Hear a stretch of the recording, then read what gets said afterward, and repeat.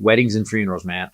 It's almost like funerals clear out everybody's bull because this person died and who they are and their true feelings about the person come out. My brother, when Dad passed, I don't think Dave was ready for it at all. What do you mean Dad is dead? I think Dad is dead.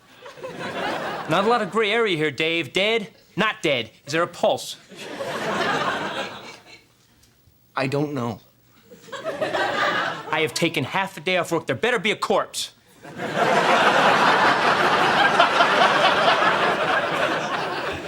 I mean, what makes you think he's dead? He's been in his room for 4 days now. Right, and? Without getting a beer. Oh my God. Yeah. It's funny because my dad had 4 or 5 heart attacks. I knew that eventually, in fact, that the week before he died, I had driven away from his house and I said, there's going to be a day I drive away and he's not going to be here anymore. And it was that week he died. That's so, you always tell that story to me. Like we've talked about it. And I always think that there was some, because you and your dad were so connected in a very strange way. And it seems like you almost knew. So to be clear, he drove away from his dad. I got a block away. I pulled out of the driveway. He was. I still remember he was wearing a red plaid shirt and he was waving. And we backed out, and it was just so sad because he had lost a heart attack to taken like the Ken Titus from him that we played on the show. They'd taken that bad motherfucker that would like get out and punch a guy's car window. They'd taken that out of him, and he was just a 58-year-old man who had 4 heart attacks, and he was weak. And he was waving. We were going to skiing, and I got about a block away, and I just started sobbing, and I just go, "There's gonna be a day I drive away, and he's not gonna be here anymore." And it was that week he died. Wow. Yeah, I didn't know he died at 58. Yeah, that's really young. I'm older than my father was when he died. So that was a weird year for him, right? Because when he woke up that morning on his birthday, it was kind of like, TikTok, here we go. I gotta get through 365 of these, and then I'm safe. Don't wave to Jet. Yeah, exactly. I don't wave to my kid anymore. Grandpa Titus, 40. But you didn't finish. So when your dad, you knew you had you were preparing for your dad to go. So it happened. We got a call at the cabin, and we came back, and then it's weird how all of a sudden, being the oldest kid, I became the manager of the death. It was really weird. And everybody else wanted to be involved. And so I got there. My sister Shannon was freaking out. But she's kind of like me. She gets business. My brother David took his car. I had a Dodge Viper at the time. He actually took my Viper and disappeared. He disappeared. He just, and I finally, he won't pick up his phone for like a day and a half. And I finally get a hold of him. I'm like, what are you doing? He goes, and he's sobbing. He's just sobbing. Why did this have to happen? I don't know what to do with my life. I don't know where I'm going to go anymore. I don't know. And this wasn't my dad's real kid. This was like Nancy's kid. And I don't know what I'm doing. And I had to talk him down on the phone while he was driving around. But your dad raised him like his own. Yeah, he did. And so people feel like they lose their anchor. They lose like their grounding. Yeah, it's something. It is surreal. Yeah. Well, we have this with Grandma's house too. Is like there was a place we used to go that was so grounded in love and home. Yeah. And now that is gone. Home base, right? Like I mean, people that listen to the Titus podcast know that I periodically would disappear or zoom in because I was at Grandma's throughout the year. I would go for a week or more at a time.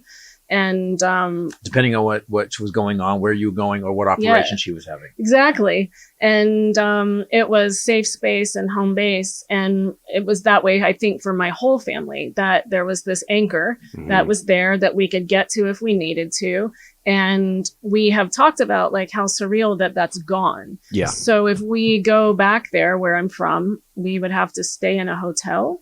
Like, it's very surreal. We're still dealing with this. That's why we're really sad she's dead, because we have to pay for a hotel now. I mean, how extra heartbreaking it will be. I still need to finish. Guys, 6 years in, we still have a storage unit of my mom's stuff that I would love to close out, but not everyone is as motivated. It's not even that. It's part of the aftermath, what you said. It's there's some people that they don't. There's a finality to cleaning out that storage unit that people have to deal with, and it's almost like admitting It's mom's storage unit. And there's the problem with this is what I'll tell you with the aftermath. There's two ways the aftermath can play out, and it has to do with the person still being alive when they're here. You have to get clear and clean with people quick. If there's something between some weird slight, because this is what happened to some people in my life. My dad and I were clean.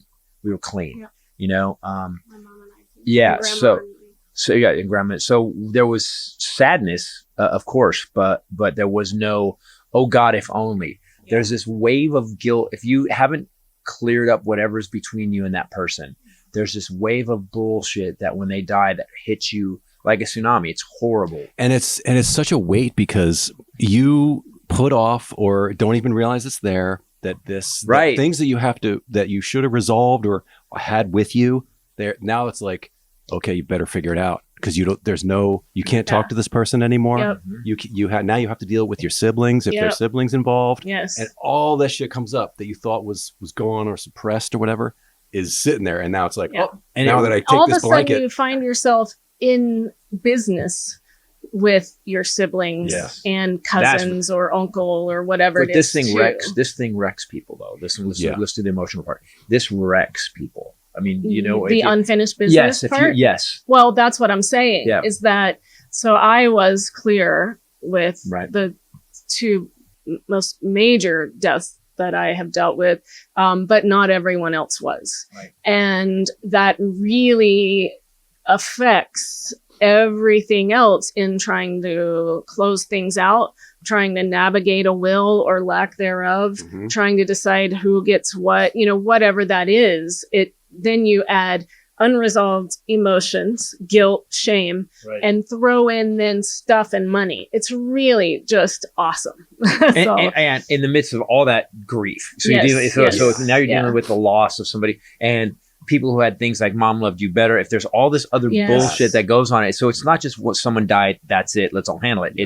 There's all this life stuff that happens at the same time and so what I would say to you, everybody, is number one, if there's someone in your life, especially if it's a parent, or if you're a parent and you have older siblings, whatever it is, brothers, sisters, do me a favor, call them, and you can make the aftermath less by clearing it up. I know it. You think, no, I'll do it one day.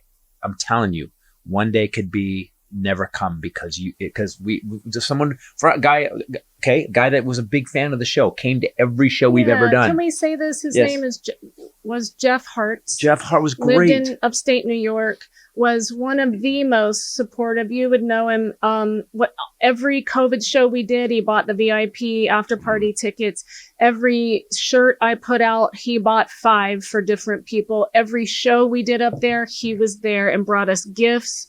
And always brought us gifts. We just found out that his nephew emailed us that he was 50 something, sat down at his dinner table watching a movie, eating Chinese food alone, and just had a heart attack, and that was it. Or no, they think a blood clot in his leg traveled to his brain. While he was in the middle, they found him in his dinner with the TV still going. What movie was he watching? Doctor Who.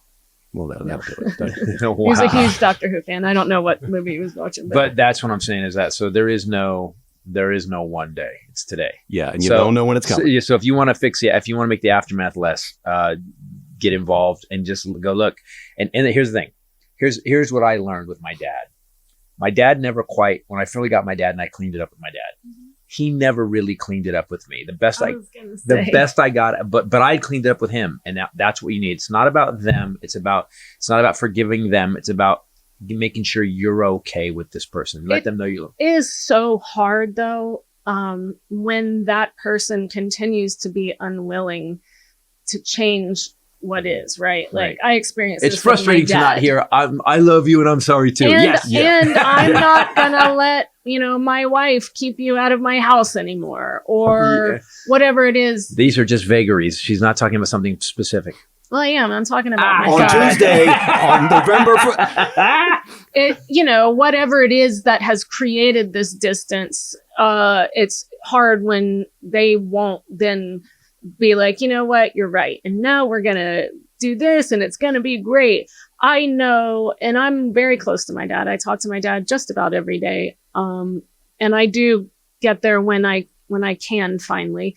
But not that I physically can't. I go a lot. I just often am told, oh, we have to change that.